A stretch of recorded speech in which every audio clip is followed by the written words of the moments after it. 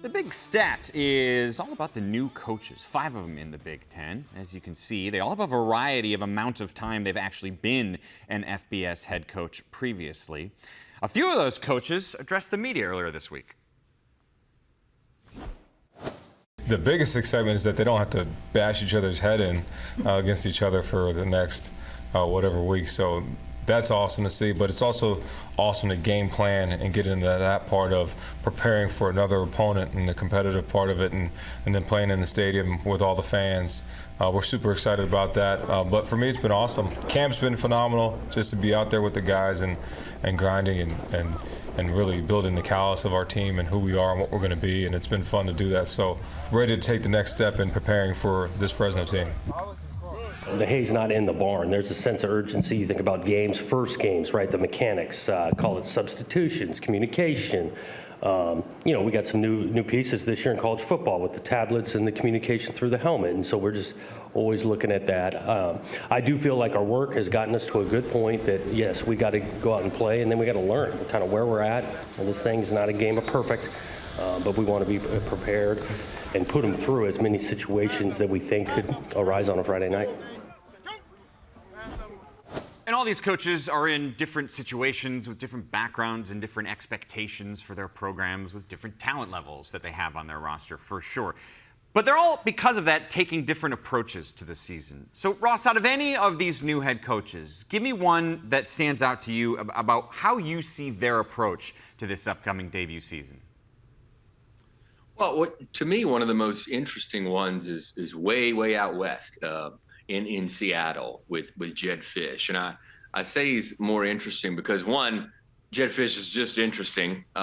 He's fairly colorful and outgoing, says how he feels quite often. But it's really about his team. I think they returned one or two starters from last year's national championship team. 50 players, 50 new players.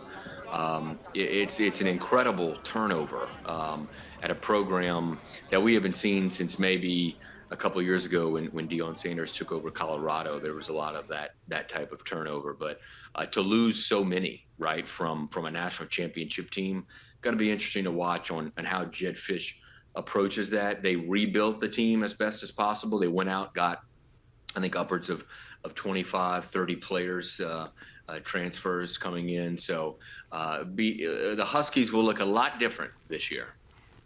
And the way that they've operated throughout the offseason, you see the experience that Jedd Fisch brings to things because he's been in the Big Ten, he's been at the professional level, he's been at various spots in the collegiate ranks, but he does seem comfortable even though it's a team that was in the national championship game last year that basically lost everyone. No one is back in Seattle, but they did hire the right guy for that opportunity. I believe that Curt Cignetti and what he's going to do in Bloomington with the Hoosiers, I'm really intrigued by that also because of the brashness that he brings to his approach. He doesn't mind providing a little bit of bravado to the Hoosiers program, and it's fun. Now, if he backs it up and they immediately become a winner, then he looks like a bit of a soothsayer. But even if they don't, just to infuse that confidence into a program in transition, into a football program that isn't accustomed to consistently winning at a high level, I certainly think Indiana Hoosiers fans that I've spoken to have benefited from that. And he's had an approach that, at the quarterback position, he's had success with a variety of guys over the years. Curtis Rourke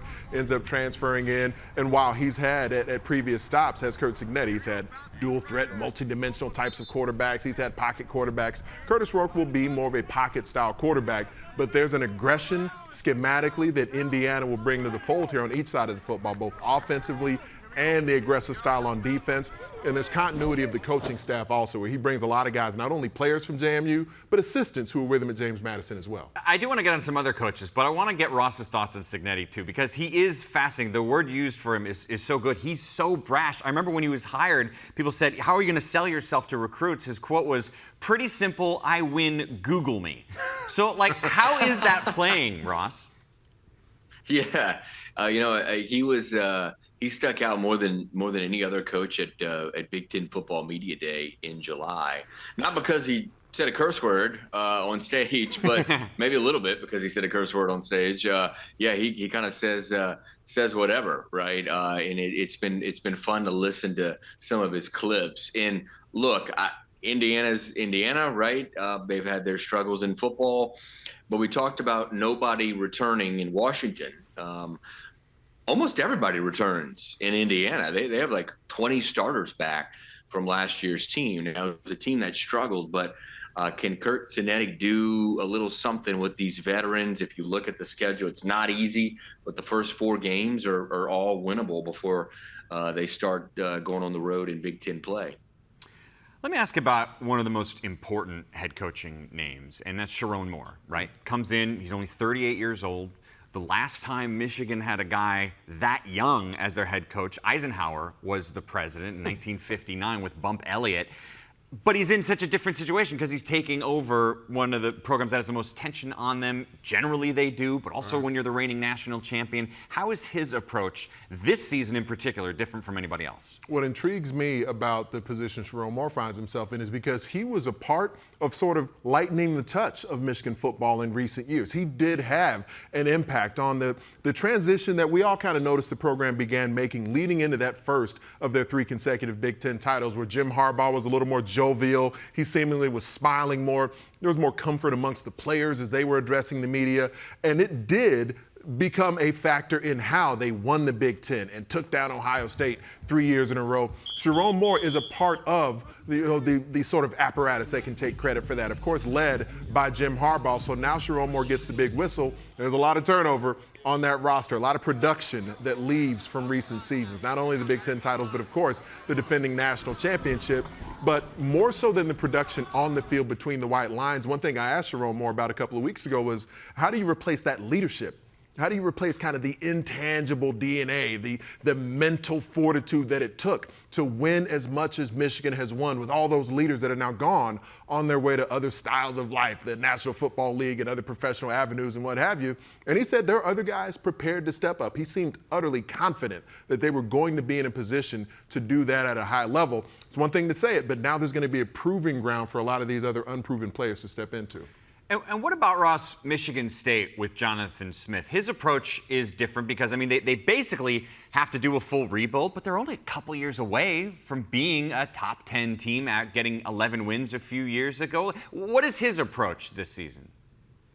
Right, just 2 years ago, 11-win campaign. It's been quite a roller coaster for Sparty just over the last few years. If you look back, there's not a team that needs some positive vibes. And I think Jonathan Smith, along with Childs, right, at quarterback, Anthony talked about it, brings those positive vibes. I think Jonathan Smith landed a huge piece in getting Childs to come over with him. And you see the buzz out of camp, and a lot of that buzz is around how Jonathan Smith and Childs together kind of bringing together this team, all these different pieces from different places, many just left over from the last realm, and they enduring all the firing with Mel Tucker.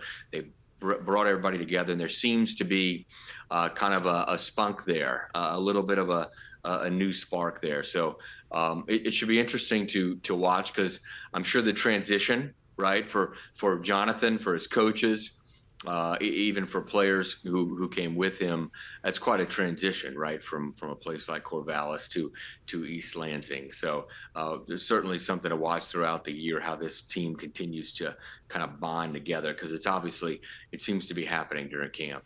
And one of the key moves that he made right away, Ross, going to get Joe Rossi, snatching him up from the Gophers, getting one of the top defensive minds in the Big Ten Conference. And yes, the Gophers' defense wasn't exceptional last season, but there were several years of big-time success for Minnesota on that side of the football. Jonathan Smith didn't really have any relationship with Joe Rossi before that, but steps into the head coaching job in the Big Ten with Michigan State, does his homework and says, I got to get a guy who is a nurturer of talent, a teacher of the game. He gets Joe Rossi, and I think this Spartan defense is going to look much better than what we've seen in the last couple of seasons. And Ross, before we go, DeShaun Foster in a unique situation as well. He doesn't have a rebuild like some of these guys are. UCLA was winning 8 games the last couple of seasons. What's his approach?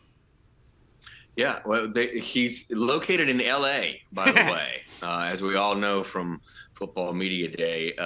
It's that's going to be an interesting, as you mentioned, right? he steps in shoes for Chip Kelly. Those are some pretty big shoes to fill on a team that hasn't been terrible. And they return a decent amount of players, right? They lost. It's too bad for him. They lost Dante Moore, but big quarterback that would probably have really helped keeping him. But it's not going to be easy to win at UCLA. And in general, when you look at their schedule this year, it's you kind of swallow hard. It's a tough slate to go, but quite a way to start your coaching career, right? Filling in for Chip Kelly at a job that's going to be difficult in general in the first year of a new conference in the Big Ten. Quite a haul that he's got there, but I'm sure he'll use his resources that they've got there in Los Angeles and start to get to work. We've seen him. He's a kind of a shy talking guy. We saw him at Big Ten Football Media Day, but when he's on that field, right, he's not shy, I don't believe. No, and one-on-one, too. He's certainly, you wouldn't describe him as shy. He's a very personable, chatty guy when you meet him, and he knows the history of that school. He was, of course, a great running back there a handful of years ago.